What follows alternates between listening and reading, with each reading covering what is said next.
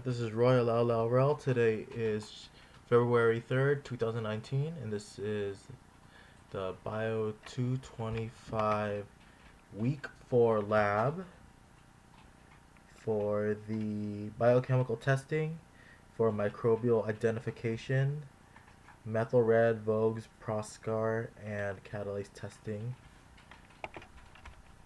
Alright, so for this week, the lab included 3 tests to determine some metabolic properties of E. coli and S. epidermidis. So these tests are used for identification of microbes and for differentiation based on information acquired from their metabolic process.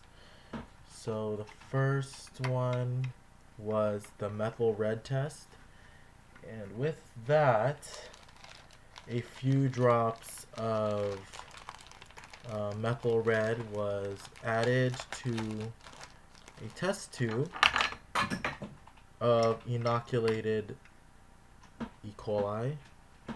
So first we did E. coli, so this is E. coli with methyl red having been added, and the result is this reddish orange tint, which does show that it is acidic and positive for mixed acid fermentation. And for the second test tube, methyl red was added to S. epidermidis and also displaying a reddish tint, which concludes that that microbe is positive for mixed acid fermentation as well. So they do both perform anaerobic metabolism. Alright, so they both prove positive for that test, and should they have been negative, they would have turned a pale yellow color to indicate that they do not have strong acidity.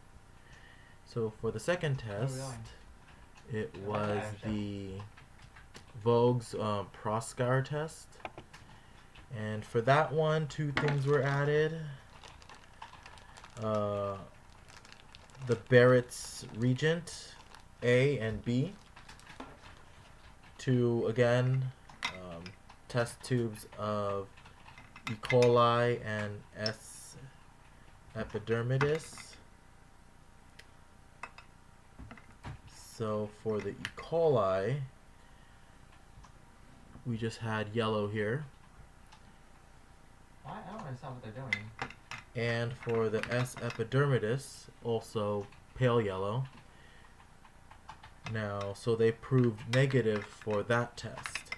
A positive result would have indicated a red layer at the top of the solution, which neither of them had. And that would show the presence of acetone, which is a intermediate product produced in